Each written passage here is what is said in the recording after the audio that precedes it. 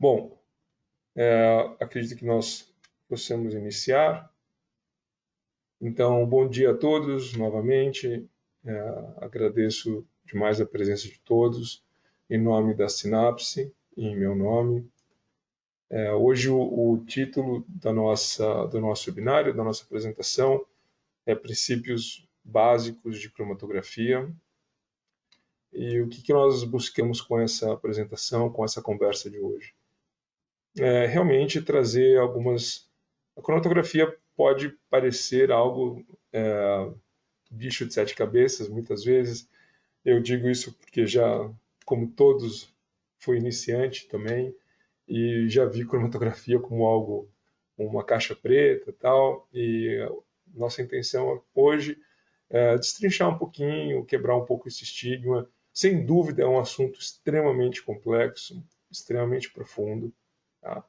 É uma ferramenta científica muito poderosa, vamos falar a respeito, mas para quebrar um pouquinho esse estigma inicial e trazer uns conceitos básicos, né, algumas noções realmente iniciantes para quem quer começar a trabalhar com cromatografia ou para quem de fato deseja dar um segundo passo, que está um terceiro, e transferir da bancada, né, daquele processo um pouco mais rudimentar mesmo, para algo mais automatizado. Então, é bem o que é sugerido aqui na nossa apresentação, no nosso primeiro slide. Então, aquela bomba peristáltica, as coluninhas feitas manualmente, o processo de purificação bem de bancada, básico. E nós gostaríamos de apresentar ao final desse webinário uma solução e mostrar que existe esse processo simples, pode ser feito sim, também de modo automatizado, de uma maneira muito mais precisa e simples, sem grandes sofisticações, tá? Eu peço a paciência para quem já é proficiente na área e nesse tema, que realmente nós vamos abordar tudo aqui de maneira iniciante e básica, tá? Conforme haja interesse de todos, vocês podem solicitar e a gente está muito aberto a isso. Sem dúvida alguma, podemos fazer outros seminários ou uma continuação, agora de maneira um pouco mais aplicada, um pouco mais aprofundada. Tá? Então, sinto muito se for frustrar o pessoal que já tem um conhecimento básico de cromatografia, tá? Mas o nosso objetivo, repito aqui, hoje é trazer uma noção básica, inicial, para quem está começando, para quem deseja começar os primeiros passos de cromatografia no seu projeto, no seu laboratório. Certo? Com isso dito, vamos começar. Vamos lá. Bom, obviamente, começar definindo o que é cromatografia. Né? Cromatografia é uma técnica analítica, certo? E o objetivo dela é fazer separação, purificação de misturas. E quando essa purificação ou essa separação é feita acoplada a alguns detectores, você consegue identificar de uma maneira bastante precisa as moléculas que você está separando. Normalmente, esses detectores são de luz ultravioleta, luz visível, ou de maneira mais sofisticada, você pode acoplar direto a um espectrômetro de massa. Mas, enfim, o objetivo é separar misturas e identificar as proteínas que ali estão sendo separadas. Né? E com isso você vai usar as propriedades do seu soluto, ou seja, daquilo que está diluído na sua amostra, aquilo que você quer separar, seja solubilidade, tamanho, massa, uma série de características. E, obviamente, isso pode envolver diferentes passos para você separar a sua mistura. Tá? Vamos falar nisso um pouco mais para frente. Como eu gosto bastante, um breve histórico. Quem inventou a técnica de cromatografia em 1900 foi um russo, o Mikhail, fazendo pesquisa sobre clorofila. Então, olha só, a gente é fácil identificar que realmente é muito, muito antiga essa técnica e não à toa é tão importante. Em 1941, dois pesquisadores britânicos publicaram um artigo intitulado, né, Uma Nova Forma de Cromatografia com duas fases líquidas. E esse trabalho, por Archer e Richard, renderam a eles um prêmio Nobel de Química em 1952. Bom, fica bastante óbvio, né, o impacto que isso teve na ciência e tem até hoje. E certamente cromatografia é uma ferramenta cada vez mais essencial e muito poderosa. Então, o que nós vamos focar aqui? Existem vários tipos de cromatografia, né? Todo mundo brincou já daquela cromatografia, mesmo sem querer, de papel, e você vê, né, você mergulha um papelzinho na água e você vê a mistura separando as cores e tudo mais. Mas hoje a gente vai falar um pouquinho de cromatografia de proteínas. Portanto, isso é muito básico para vocês, todo mundo conhece proteínas, mas só para a gente normalizar os conceitos, uma proteína é uma cadeia de aminoácidos, certo? Nada mais do que essa cadeia que é desdobrada em uma estrutura, tem uma estrutura primária, secundária, terciária e quaternária. Aqui nós vemos alguns exemplos de estruturas, né, modelos de difração de raio-x, ou seja, definindo estrutura de proteínas, ou seja, na sua configuração quaternária. Tá? E essas cadeias, obviamente, a função de uma proteína vai ser definida por essa organização em grandes e complexas estruturas. Sempre lembrando, obviamente, talvez o primeiro dogma da biologia molecular é o DNA. A transcrição leva à produção de mRNA, e sua tradução leva à produção de uma proteína, que inicia-se por uma cadeia de aminoácidos. E aqui ela vai sofrer os seus desdobramentos, né? Ou seja, vai ser estruturada, modulada, novelada e ganhando até atingir sua estrutura quaternária e formando assim a proteína final. E, bom, da mesma forma como nós falamos recentemente sobre DNA, as proteínas também são absolutamente fundamentais nas pesquisas acadêmicas, tanto na pesquisa industrial, especialmente produção de biofármacos, de corpos, vacinas. Hoje isso está absolutamente em voga. Nós falamos recentemente da importância de proteínas recombinantes, especialmente ligadas ao estudo de Covid, tanto estudo como agora métodos profiláticos e de detecção. E, sem dúvida nenhuma, são fatores chaves, né, no estudo de doenças e fundamentais à saúde pública. Bom, como nós ressaltamos, novamente algo bastante incipiente, básico, toda proteína é formada por aminoácidos. E nós conhecemos 20 tipos de aminoácidos diferentes, cujo agrupamento dará origem às proteínas. E esses aminoácidos, aqui vai um primeiro conceito para nós guardarmos. Isso voltará um pouco mais para frente. Mas cada aminoácido possui uma cadeia lateral e eles são classificados de acordo com as características das suas cadeias laterais. Então, nós temos basicamente 4 grupos de aminoácidos. Os apolares, então aqui em vermelho, talvez vocês consigam ver, são os agrupamentos laterais, as cadeias laterais, que definem essa apolaridade. Nós temos aminoácidos ácidos, cuja característica das cadeias laterais dão a característica ácida ao aminoácido, da mesma forma os básicos e os apolares, certo? Então aqui nós temos basicamente dois grandes grupos, os polares e os iônicos. Então isso é muito importante, essas características dos aminoácidos que vão compor a estrutura da proteína e especialmente os que vão ficar na sua porção externa, expostos à interação com o meio. Essas características da proteína, baseado, obviamente, nas características dos aminoácidos que a compõem, vão ser muito importantes no processo de cromatografia.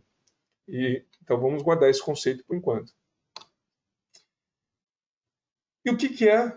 Nós definimos bem brevemente o que é cromatografia, mas vamos apresentar um pouquinho o que é um princípio, qual é a ideia, o princípio básico. Então, como eu disse, reitero, nós vamos focar aqui hoje na cromatografia de proteínas. Então você vai ter a sua mistura a ser separada, será uma mistura de proteínas. Essa mistura nós vamos passar por um meio, certo? E este meio, ele tem uma resina. Pessoal, por gentileza, vocês poderiam desligar seus microfones para que não haja eco e todos possam ouvir perfeitamente, por favor. Então, nós vamos passar essa mistura de proteínas por uma resina, e essa resina é constituída de partículas com características específicas, com tamanhos diferentes, porosidades diferentes, né? Vão variar de tamanho e tudo mais. E essa característica dessa resina vai separar essas moléculas. Então, elas vão eluir de maneira separada, certo? Então, só a ideia básica do processo de cromatografia de proteínas. Nós vamos aqui, você vai ter a sua resina, aqui um pouquinho mais detalhado. Você passa uma solução buffer para equilibrar a sua resina. Na sequência, você vai passar a sua mistura de proteínas, ou seja, a sua amostra, por essa coluna. Ela, óbvio, as proteínas que não têm afinidade por essa resina, elas vão passar. E se for se for uma separação baseada em algum tipo de afinidade, certo? Senão, elas vão ser separadas por tamanho, e a gente vai falar disso, né? Mas vamos só um exemplo aqui. Você passou a sua amostra, as proteínas que não interagiram de alguma maneira com a sua resina vão ser eluídas. As proteínas que eluem, que se ligam à sua resina, ficam retidas, correto?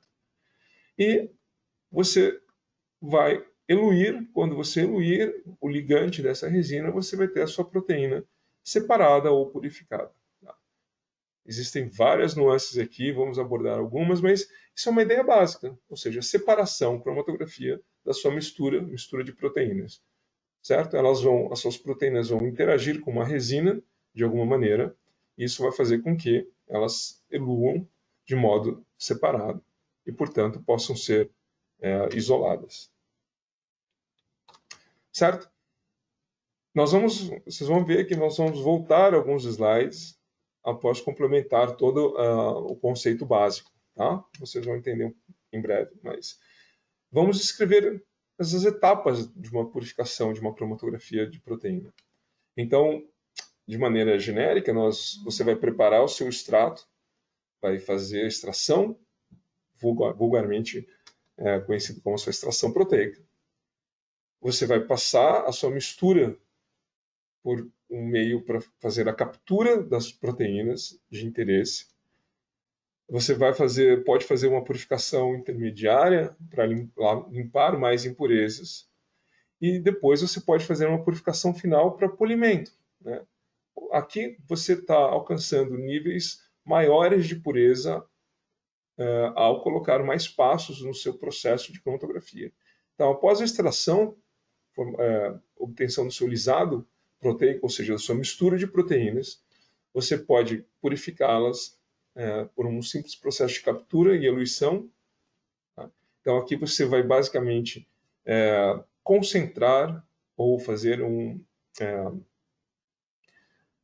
você vai enriquecer. Você pode fazer isso, pode ser um processo simples de enriquecimento de amostra ou uma purificação inicial. Fazendo um segundo passo, você remove mais impurezas baseados muitas vezes em características diferentes e pode fazer um terceiro passo de polimento para atingir o maior nível de pureza da sua amostra, né? Então, são basicamente esses três etapas que você vai considerar ao estabelecer um seu processo de purificação. E, vamos lá, o processo de captura ele tem esses três processos têm características mais específicas. Se nós analisarmos o processo de captura, ou seja, uma purificação inicial, é um processo que você vai fazer para ter uma purificação rápida, um enriquecimento, como eu disse, da sua molécula-alvo. Tá? E ele vai fazer basicamente esse enriquecimento e concentração. Então, se nós considerarmos os 4 vértices, diga-se assim, das características de um processo de purificação, que são a velocidade, a resolução, a capacidade de ligação e a eficiência de recuperação, você vai ver, esse primeiro processo é um processo que está ligado à velocidade do processo. Então, claro, conforme você vai ter partículas, normalmente são partículas maiores, que permitem fluxos maiores e uma purificação mais rápida, certo? Então, é um processo inicial de alta capacidade de ligação das suas partículas maiores, e que é um processo rápido de enriquecimento. As purificações ditas intermediárias, elas já vão atacar esse diferente vértice, que é a resolução, também ligado à capacidade das suas partículas.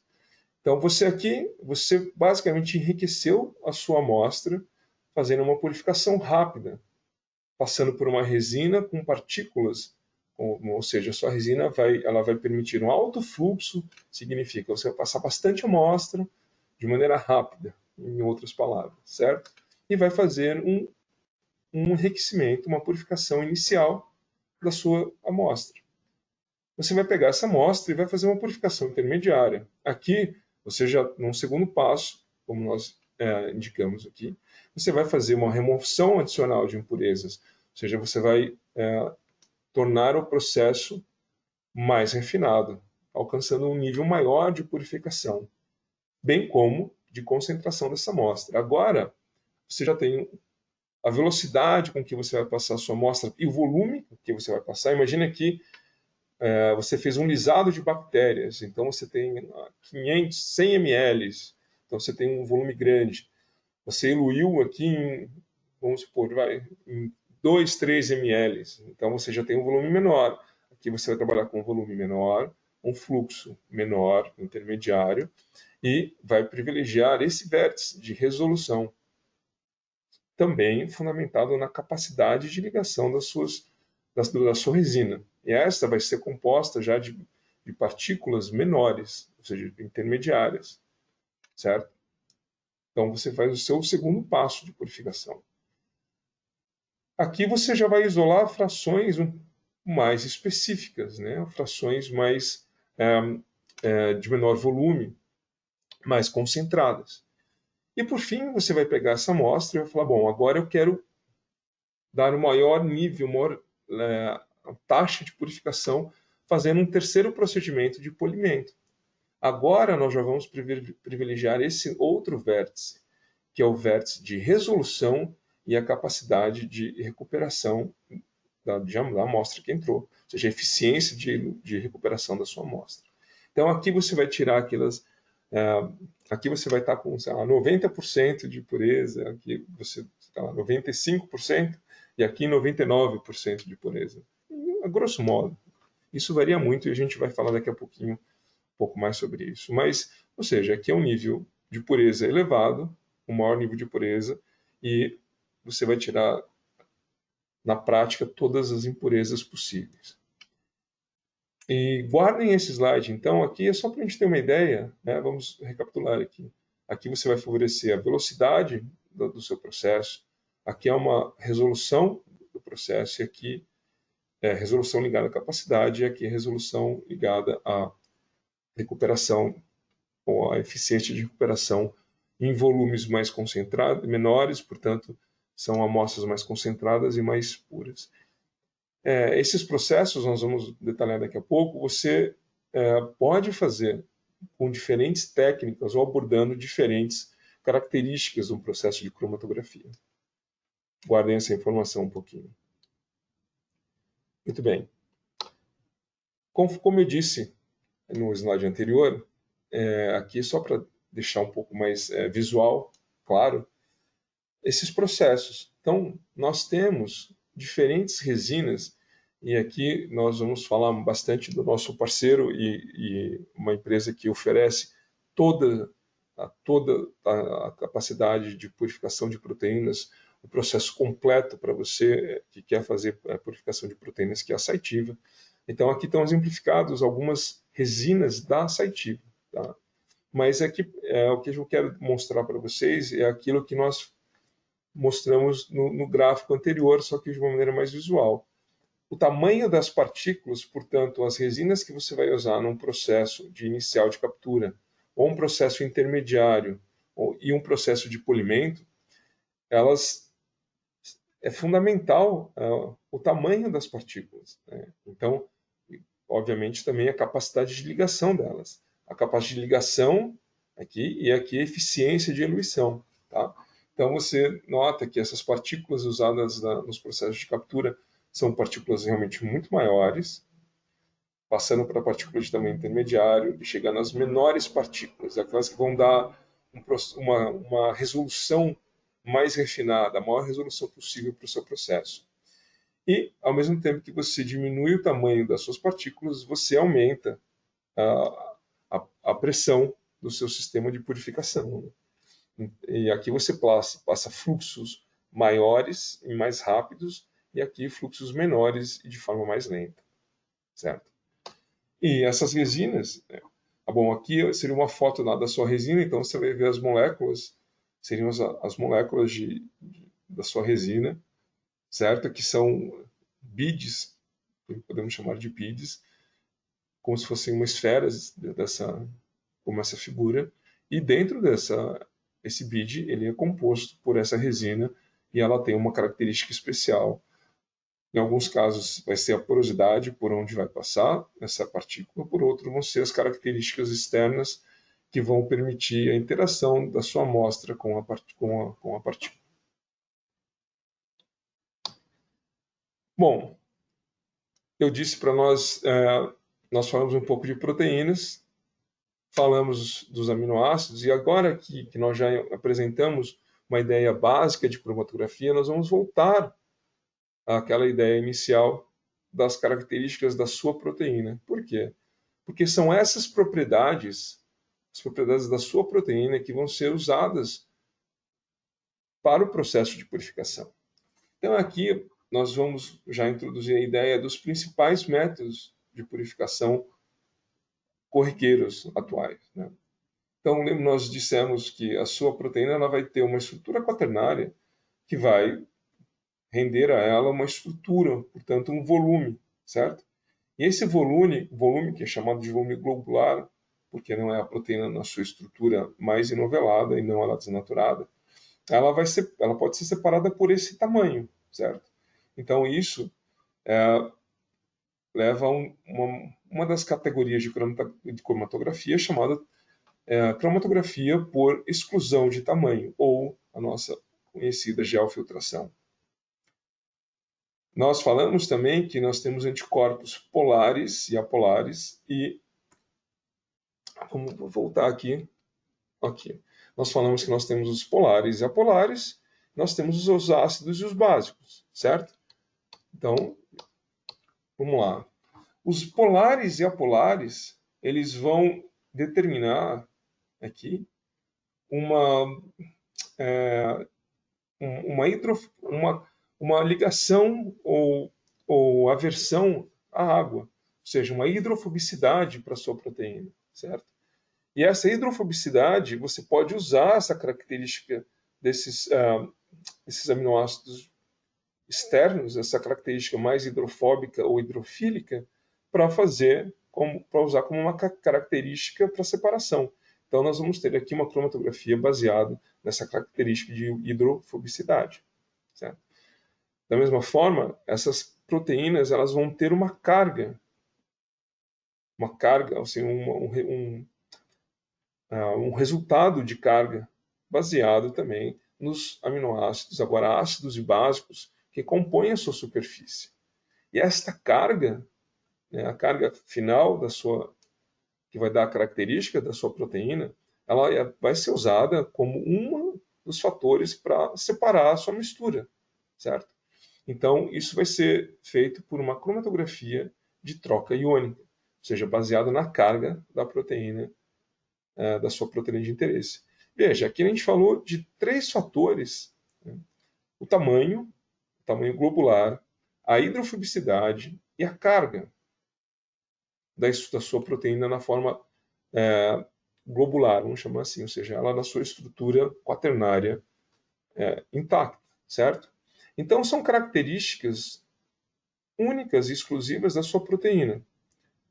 E você pode usar esses processos, veja, são características diferentes que você pode ter algumas proteínas na sua mistura que têm uma carga parecida, algumas que têm uma hidrofobicidade parecida e umas que vão ter um tamanho parecido. Mas se você juntar todas as características, você vai refinar de maneira muito acentuada e conseguir separar de maneira bastante específica a sua proteína de interesse. E por fim, nós temos um artifício adicional que você pode ligar aqui, né, tags, ou seja, a famosa cauda de histidina, né, o mais comum, ou mesmo atividade, né, uma ligação específica de atividade da sua proteína, ou seja, um alvo que ela tenha, ou mesmo modificações pós-traducionais que você incorpore na sua proteína, que sejam ligantes que permitam ela ter uma afinidade específica a algo que você pode ligar na sua resina. No caso, no exemplo mais comum, uma coluna de uma Histag, ou seja, quando você coloca uma cauda de histidina, ela tem ávida afinidade por níquel, então você vai usar a sua coluna de níquel para fazer essa ligação por afinidade. Existem diversas outras maneiras de você fazer afinidade.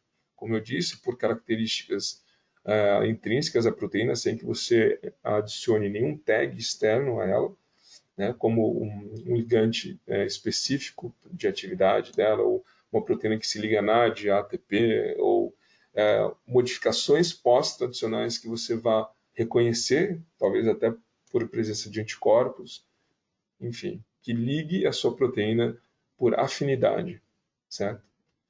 Bom, com isso nós ganhamos 4 características diferentes para fazer essa purificação. E, sem dúvida alguma, você pode fazer a sua cromatografia de modo múltiplo, como nós citamos já, em diferentes passos, né? E abordar diferentes características para fazer uma purificação cada vez mais refinada da sua proteína-alvo. Pessoal, alguma dúvida? Podemos tudo tranquilo? Bom, então aqui só para deixar um pouco mais claro o que nós acabamos de falar, né? Então você vai ter uma resina que você vai usar para fazer uma separação por tamanho, e também é usado para um processo chamado de desalting, que é um processo básico de preparação de amostra, onde você pode fazer uma purificação, entre aspas, da sua amostra, querendo simplesmente trocar de tampão, né? Ou isso que a gente chama de desalting. Mas eu prefiro abordar todo o processo de preparação de amostra em um outro binário, se vocês tiverem interesse. Assim a gente pode focar de maneira bem tranquila aqui na cromatografia. Mas enfim, nós temos aqui uma resina que vai separar a sua proteína por tamanho globular, uma resina que vai estar ligada tanto a um cátion como a um íon, a um ânion, e você vai ter uma cromatografia de troca iônica. Pode ser, a gente vai falar um pouquinho, ela pode ser baseada num cátion ou num ânion. Tá? Então, catiônica ou aniônica.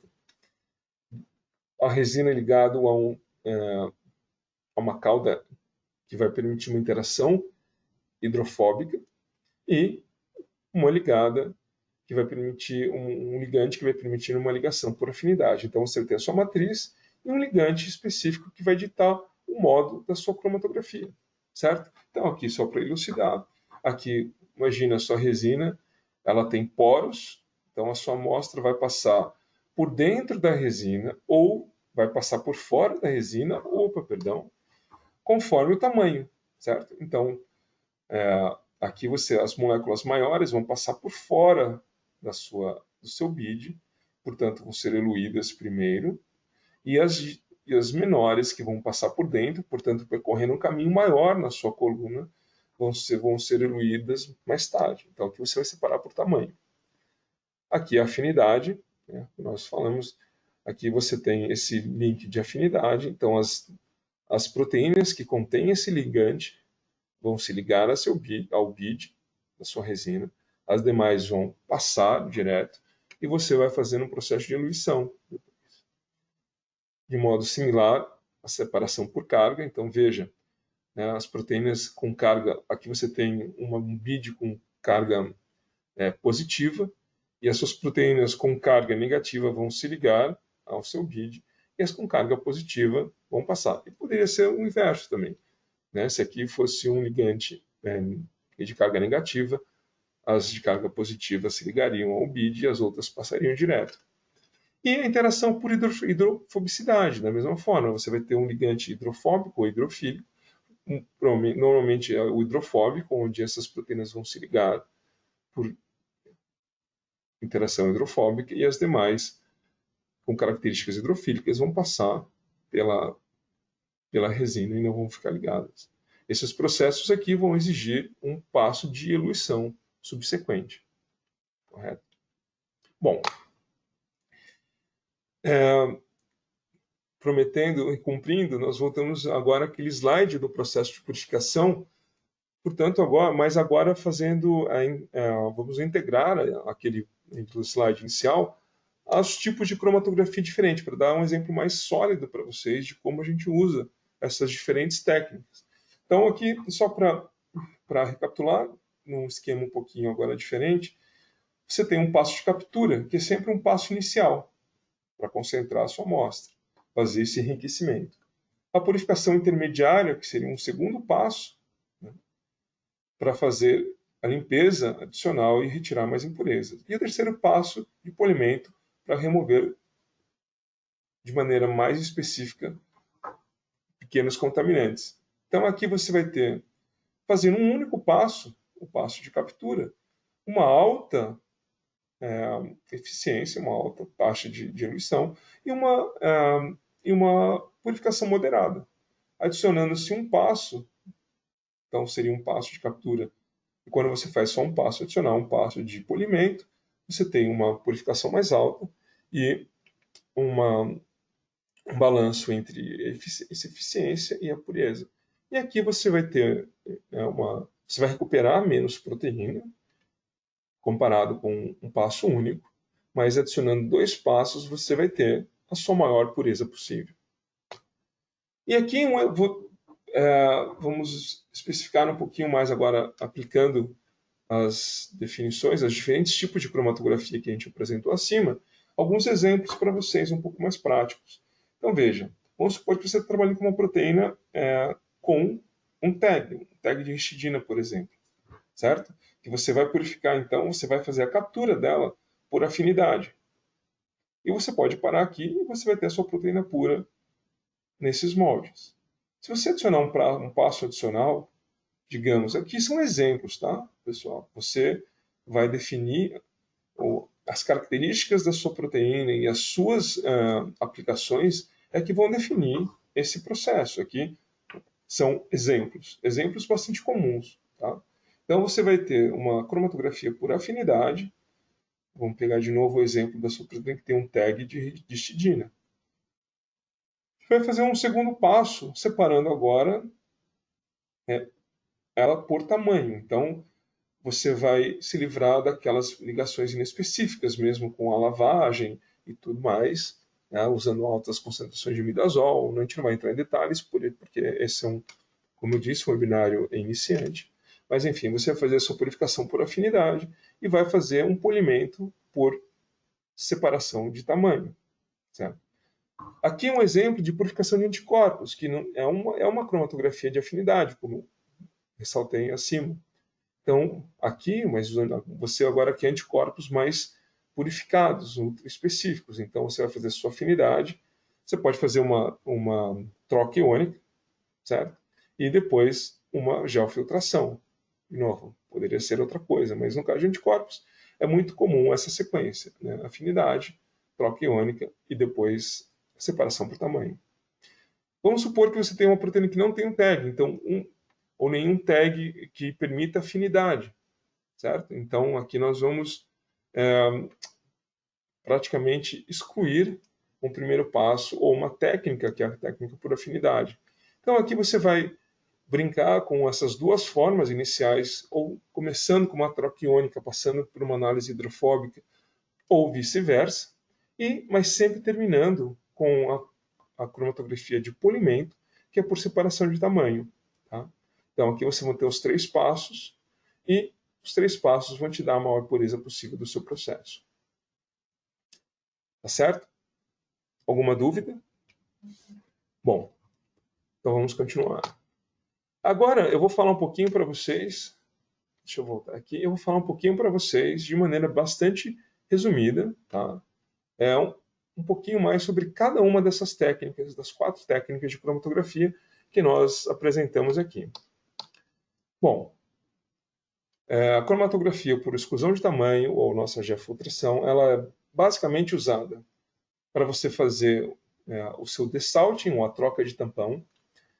Ela é basicamente uma preparação, uma purificação preparativa, certo? Ou seja, ela é de passo 1, ou seja, de captura, e ela é feita também para, você pode analisar, fazendo preparações de uma forma mais analítica, um pouco mais analítica, fazendo pequenas preparações preparativas, tá? Ou seja, algo em pequena escala. Duas características fundamentais desse processo que nós ressaltamos: a resolução e o tempo. Você pode ter uma alta resolução, né, e ter uma alta purificação da sua proteína, porque ela é o passo de polimento, certo? Então ela vai permitir para você, é uma técnica que vai trazer sempre aquele passo de alta resolução. E por estar no passo de polimento, lembrem, o passo final, os beads são beads menores, então você passa volumes de amostra menor e é um processo que leva mais tempo, porque a pressão é uma pressão mais alta, uma back pressure do sistema é muito mais alta, porque as moléculas são bem pequenininhas, os beads são muito pequenos. Então veja, você vai fazer, né, uma purificação preparativa e analítica em pequena escala, ou seja, em pequenos volumes. Ela vai te dar alta resolução e ela vai consumir bastante tempo, certo? Então essa é a característica geral de um processo de geofiltração. E aqui talvez esteja um pouquinho pequeno, mas aqui para dar uma ideia também, baseado em algumas das resinas mais modernas da Cytiva. Então veja, é o que a gente tinha comentado com vocês. Aqui o processo de geofiltração, você vai separar intervalos de tamanhos de proteínas baseados na característica da porosidade da sua resina. Essa resina também tem diferentes características, né? Você vai ter, só porque um exemplo, na linha Superdex, Superose, Cefacril. Então, o que elas vão te dar? Elas vão te dar poder de resolução diferente. Ou seja, a porosidade delas vai ser um pouco diferente. E mesmo dentro desse poder de resolução, você vai ter um intervalo de tamanhos que você vai separar de maneira linear essas proteínas. Tá? Então, é fundamental na escolha, né, do seu processo de geofiltração, na escolha da sua resina, exatamente a característica da sua proteína alvo. Então, o tamanho dela e o que você espera desse processo. Certo? Se você precisa de uma alta resolução, isso a gente está falando dentro do passo que traz alta resolução. Tá? Então, uma maior resolução ou uma menor, ou seja, você tem menos impurezas. Tá? Vai ser um processo que você vai fazer um polimento, você precisa de um polimento mais suave ou um polimento mais estrito. E, bom, você quer uma proteína de um tamanho X ou tamanho Y, vai impactar no tamanho da porosidade da resina que você vai escolher. Então, a qualidade da resina, ou seja, o tipo da resina, vai determinar a maior ou menor resolução, e a porosidade dessa resina vai determinar o range de tamanho que você vai separar. Então, isso é muito importante, esse entendimento, para fazer a escolha da resina correta, para você obter uma maior eficiência desse processo de purificação. Bom, a afinidade. Tá? Foi o que nós comentamos, um exemplo das proteínas com tag de histidina, ou outros tipos de tag, e purificação de anticorpos. Aqui você vai ter algumas características principais. A taxa de recuperação da sua proteína vai depender da capacidade de ligação da sua resina. O tipo de pureza que você vai alcançar vai depender muito do seu substrato. Lembre-se, aqui a gente está falando no primeiro passo. Aqui é o primeiro passo de captura. Tá? Então, aqui você vai provavelmente copurificar proteínas juntamente com aquelas que têm a sua cauda de interesse. E, normalmente, são um processo mais barato, um processo, por ser um processo inicial, é um processo menos dispendioso. Mesmo assim, é muito importante considerar na característica da cromatografia por afinidade a sua resina, o tipo de resina que você vai usar. Por quê? Aqui eu vou apresentar para vocês só uma outra característica que chama-se DBC, ou seja, a capacidade dinâmica de ligação da sua molécula à resina. Certo?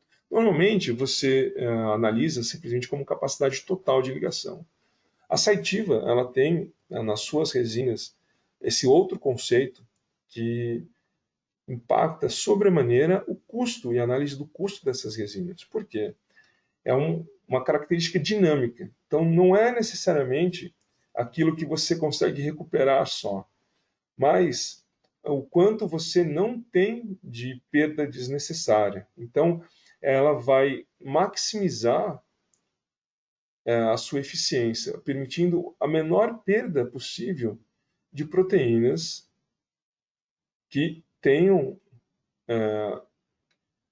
essa ligação, que deveriam ficar retidas da sua resina, entendeu? Durante essa separação. Então, ela vai permitir uma maior eficiência do processo. Tá? Então, são as resinas chamadas de High DBC. Então, isso eu ressalto aqui como importante, porque, de fato, na hora de você calcular esse processo, o custo desse processo, isso é muito importante ser levado em consideração. Aqui, pode não parecer inicialmente, mas ao longo prazo você vai ganhar, vai ter uma eficiência de processo maior e isso vai impactar o custo de uma maneira que talvez não seja tão visível quando você simplesmente olha, compara o preço de resinas.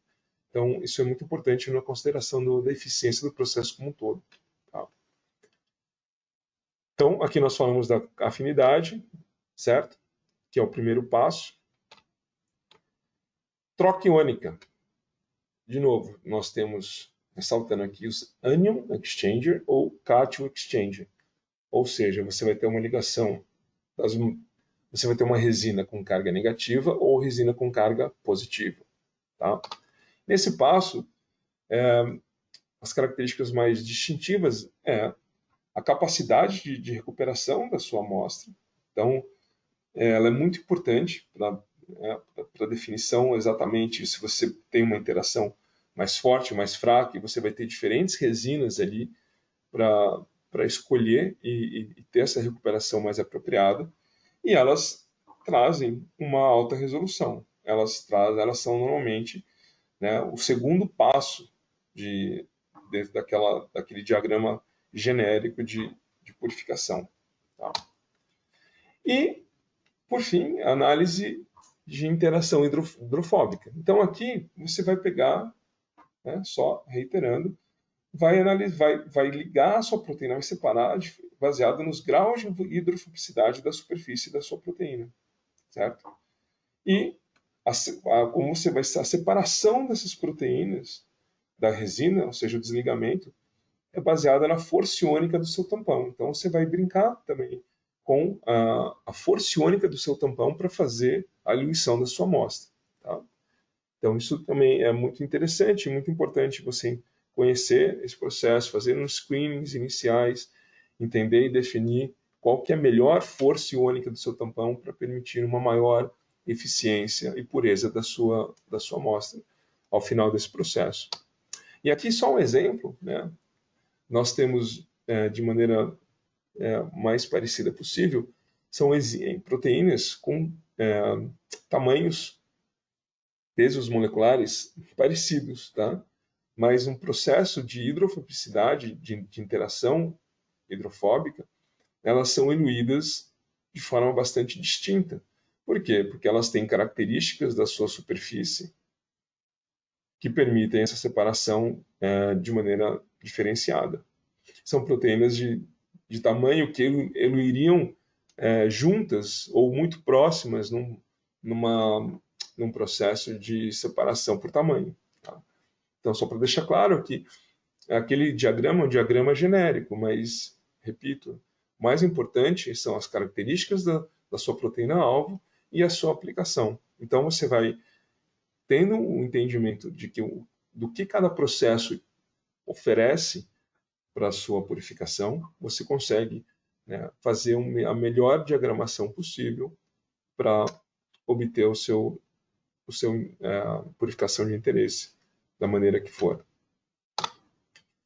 E agora eu vou falar um pouquinho para vocês, para nós encerrarmos e trazer um pouco à tona o título do nosso webinário.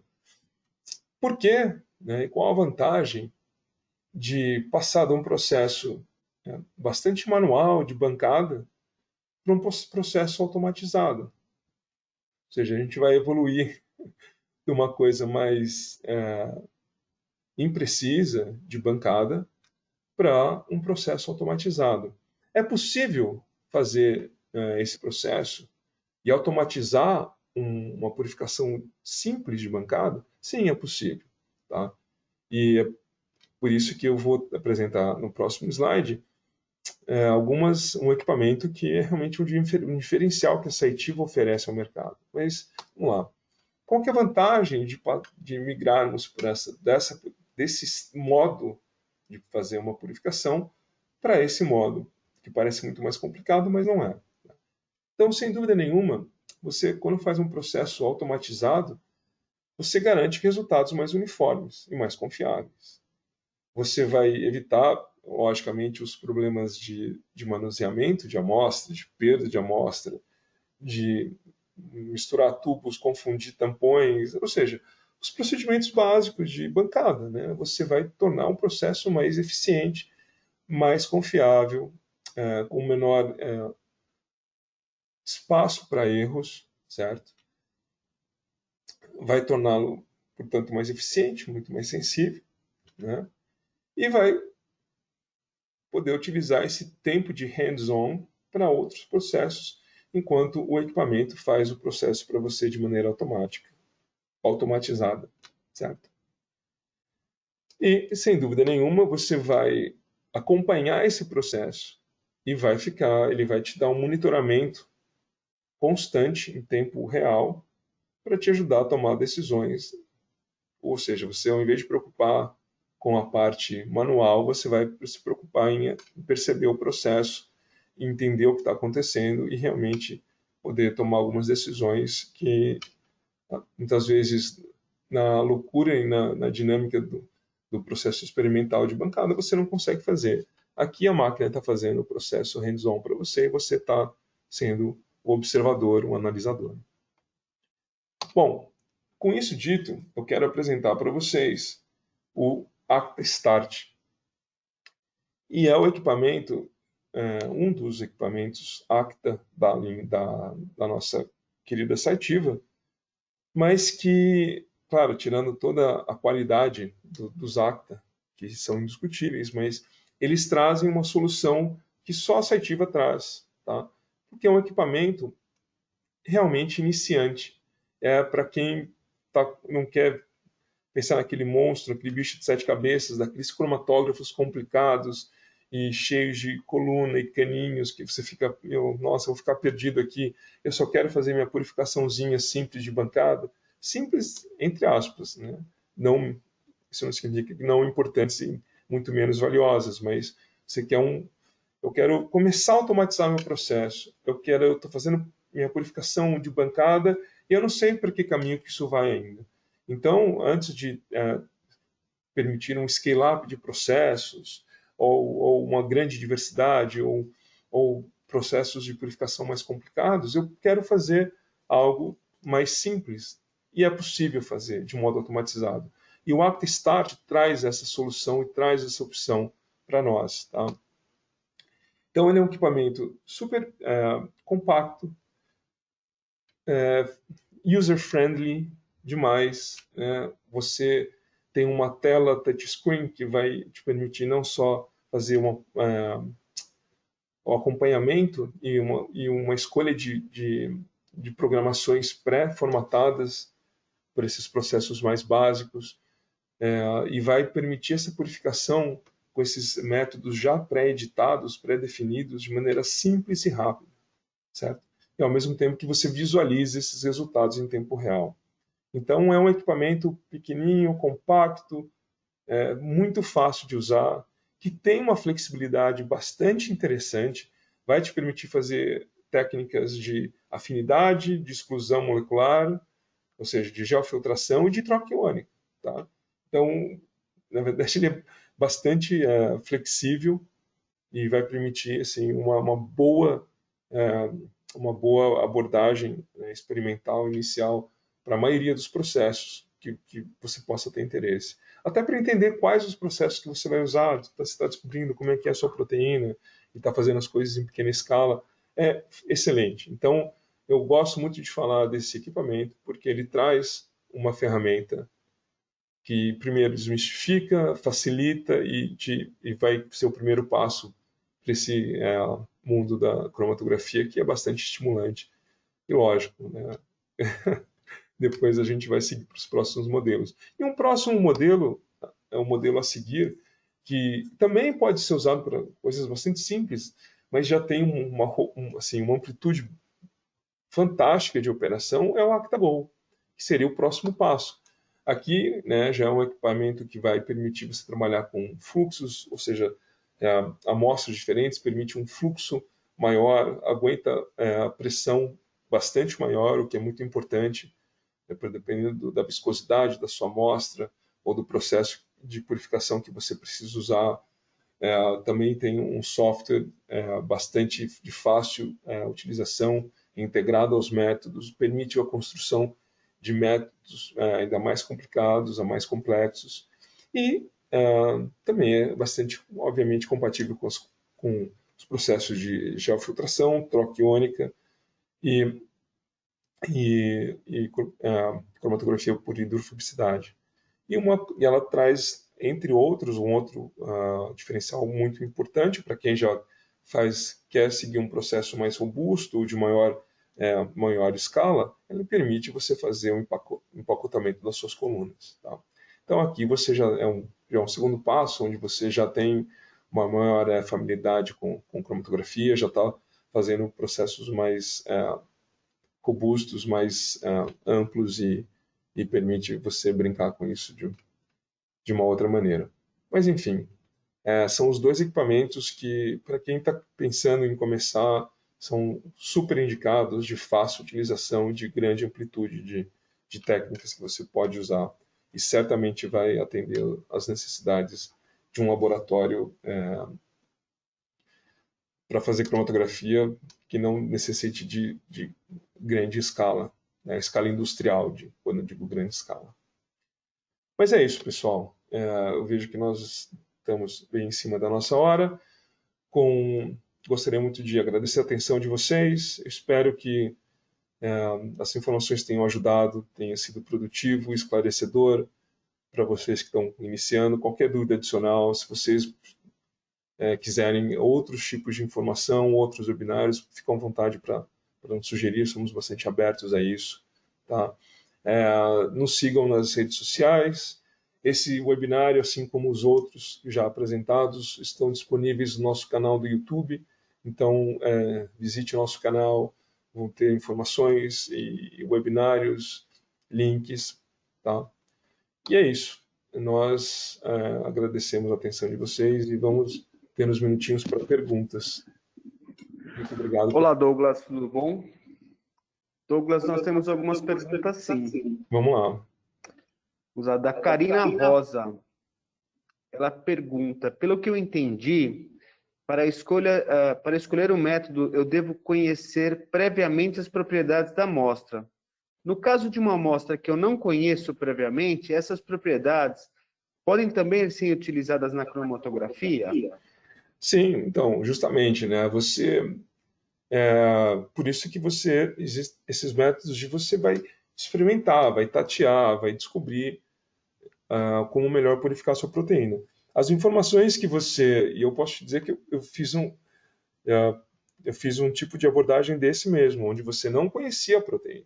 Ou seja, você não conhecia ela já, as características dela já purificada, dela já preparada. Então, você vai ter informações, as informações em sílico vão te dar algumas dicas, vão te dar algumas informações iniciais.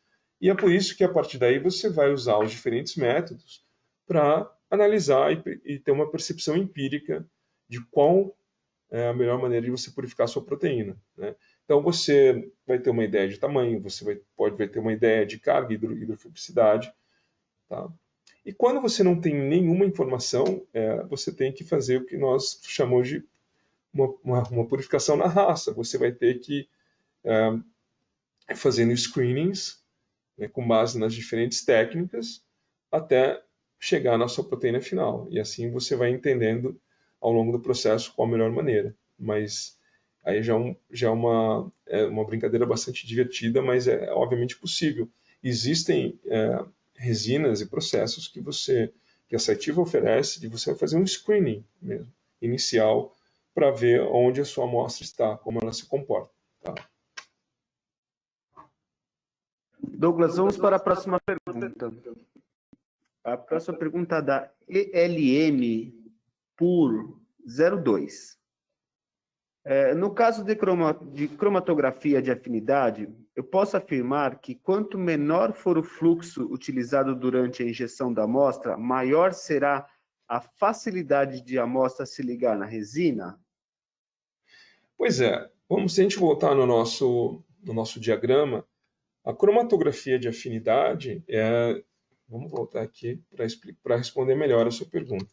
Então, veja, quando a gente está falando das etapas de purificação, né, a cromatografia de afinidade ela é normalmente um passo inicial de captura. Você pode fazer uma purificação simplesmente baseada na sua afinidade, certo? Mas por ser um passo inicial, vamos lembrar aqui, ó, né, você vai usar beads nas suas resinas, vão ser normalmente beads maiores, certo? E são processos que permitem um fluxo maior, correto? Por justamente causarem uma pressão menor. Então, aqui, a velocidade de passagem da sua amostra pela resina, claro, ela vai ter algum impacto, mas ela vai ser normalmente um fluxo maior, né, em comparado com uma etapa final de polimento. Então, o que vai ditar isso, basicamente, é a característica ou a resina que você vai escolher, certo? E o volume que você vai usar, mas se eu entendi corretamente a pergunta, a grosso modo, passando muito mais devagar, você vai ter um resultado melhor? Não necessariamente, entendeu? Você tem trabalhando naquele limite, e o que vai dar essa característica, na verdade, vamos voltar aqui, ó, lembre, né? Falou afinidade aqui, ó. O que pode melhorar essa característica certamente é isso aqui, é a capacidade dinâmica de ligação da sua resina. Aqui você vai ter um ganho e vai ter uma diferença, não necessariamente com o fluxo, até porque esses processos eles vão estar bastante pré-formatados num range de fluxo, tá? Então, ou seja, portanto, numa velocidade maior ou menor de passagem da sua amostra. Mas essa não vai ser a causa ou o motivo principal do seu aumento de eficiência.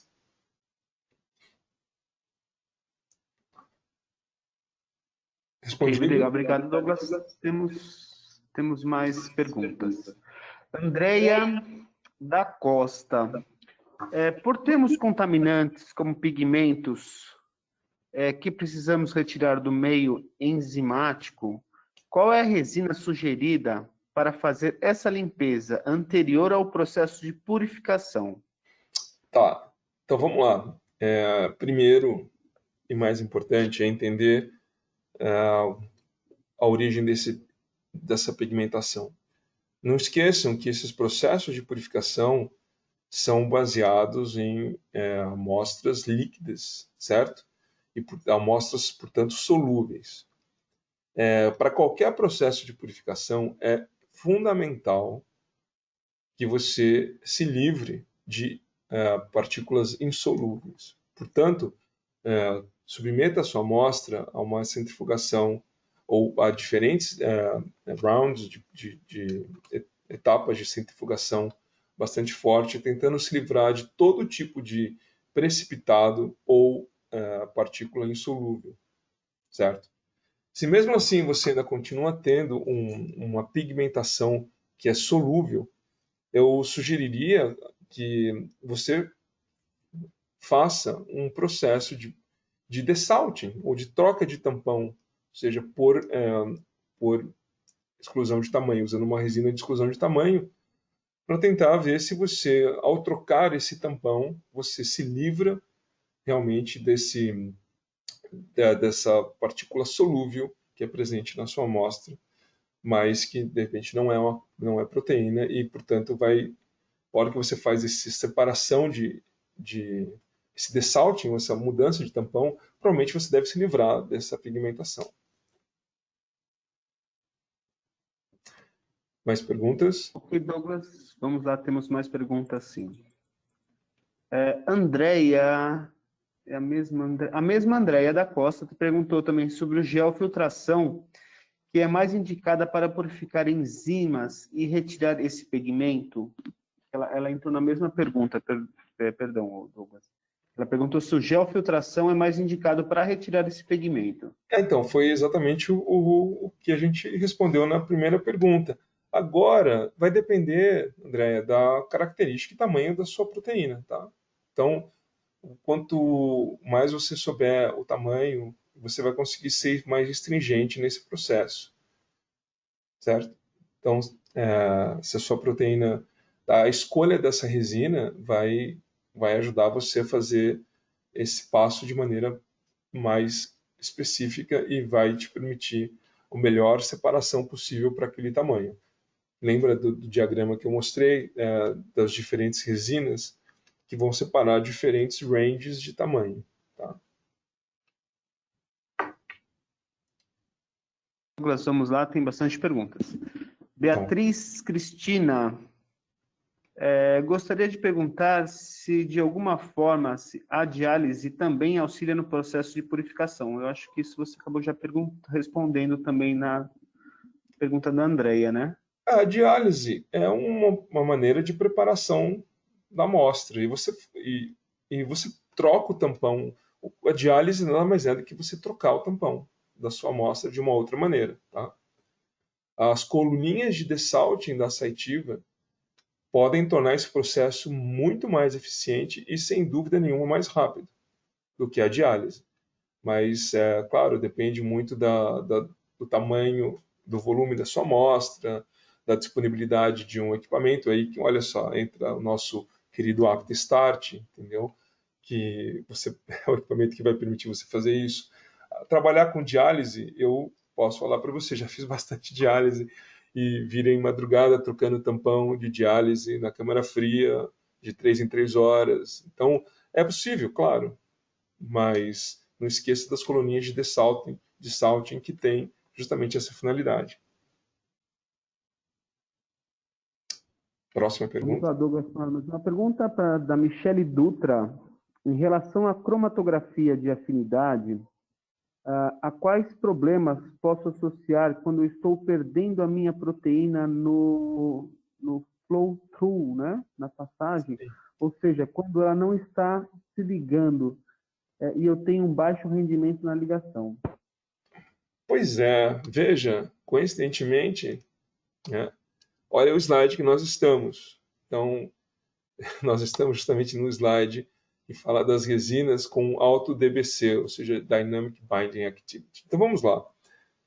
Putz, as cromatografias é um negócio fantástico, que tem milhões de detalhes. E a gente, essa pergunta sua, a gente podia ficar horas tentando entender e abordando diferentes detalhes. Mas, de maneira breve, eu vou falar para você que duas coisas principais me vêm à cabeça. A primeira é justamente essa, onde nós estamos na tela, coincidentemente, que é o entendimento da sua resina. Tá?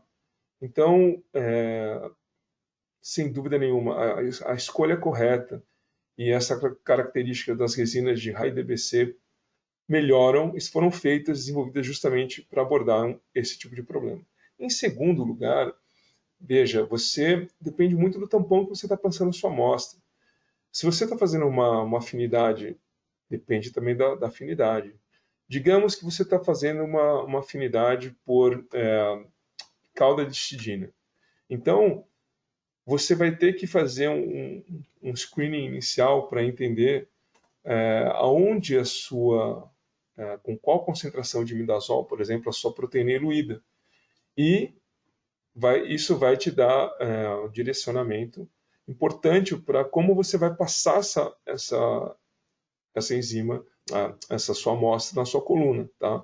Para evitar justamente a perda. Se você está iniciando o seu processo com uma quantidade X de imidazol e você está perdendo a sua amostra, então você tem que manipular isso para evitar que ela se desligue da resina. Então você vai ter a capacidade de ligação da sua resina ao ligante, tá?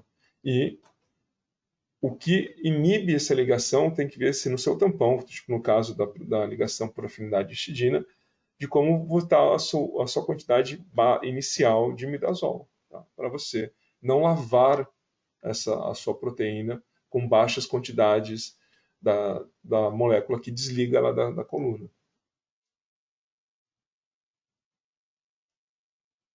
Mais perguntas? Ok, temos sim. A Anne Aventura, ela está sugerindo um webinar de preparo de amostra. Ela Justiça. pergunta como faz para sugerir. Já Eu está acho sugerido. que A gente está sugerindo. já está sugerido. Bom, o nosso título, a nossa intenção inicial aqui era abordar também preparação de amostra. Foi uma escolha do apresentador, que sou eu, para nós detalharmos ou falarmos com mais calma mais da parte de cromatografia, de características, né, e ser um pouco mais detalhista e apresentar com um pouco mais de calma essa parte. Preparação de amostra realmente é um webinário por si só, e aí a gente vai falar, né, das diferentes técnicas de preparação de amostra, do impacto disso. Então, realmente é algo que já está na nossa mira de tiro, já está na nossa agenda, e vamos tentar encaixá-lo com certeza assim que possível. A sugestão está bem aceita. Ô, Anne Aventura, você também pode mandar um e-mail para o Douglas, douglas@sinapsebiotecnologia.com.br, e se você tiver alguma dúvida, ele pode te ajudar também antes Sim, desse webinário, né? Você tem claro, que esperar claro, esse webinário chegar. com certeza. Vamos lá, tem mais uma última pergunta, que é mesmo do ELN por 02. Curiosidade, por que não se utiliza o termo HPLC para cromatografia de proteína via sistema ECTA, sendo que se trata de um HPLC... que ela põe um ponto de interrogação, pergunta. Sendo que se trata de um HPLC preparativo? Não, porque ele é um FPLC. Então, tem uma diferença de conceito. né, que é o High Pressure Liquid Chromatography, que é o HPLC, e que não é o caso desse sistema, ele é um FPLC. Tá? Então, por isso que nós chamamos de HPLC. Algumas colunas você consegue trabalhar num HPLC e, da mesma forma, você consegue usar algumas vezes, em algumas situações, um HPLC para usar algumas colunas de FPLC, mas são sistemas diferentes, a ideia é completamente outra. As colunas de HPLC têm diâmetros e tamanhos muito diferentes e a pressão realmente é muito maior, tá? Em geral, tá? De um equipamento de HPLC. Então, os Actas são FPLCs, tá bom? Mais alguma isso aí, dúvida? Douglas. Vai deixar Todas mais as dúvidas? perguntas acabaram. Tá bom. Não, excelente, pessoal. Olha, assim como o Alex ressaltou, por favor, a ideia desses webinários é interação com vocês, é tentar trazer informação, um pouquinho de conhecimento da Sinapse, da nossa experiência. Então, sinta-se à vontade para mandar dúvidas adicionais por e-mail, sugestões. Esse é um canal realmente interativo e que visa trazer informações novas para vocês e ajudá-los de alguma maneira na sua pesquisa, tanto acadêmica quanto na indústria, se esperamos. Tá bom? Pessoal, obrigado pela atenção de todos e nos vemos no próximo webinário, que provavelmente será daqui a um mês aproximadamente. Eu coloquei o e-mail do Douglas no chat, se alguém quiser copiar, mas é bem tranquilo, é Douglas, né? É bem tranquilo mesmo. É bem fácil. Pronto. Aqui, então nós temos o meu e-mail, douglas@sinapsebiotecnologia.com.br, temos o e-mail da Sinapse. Vocês, novamente, nos sigam muito pelas redes sociais.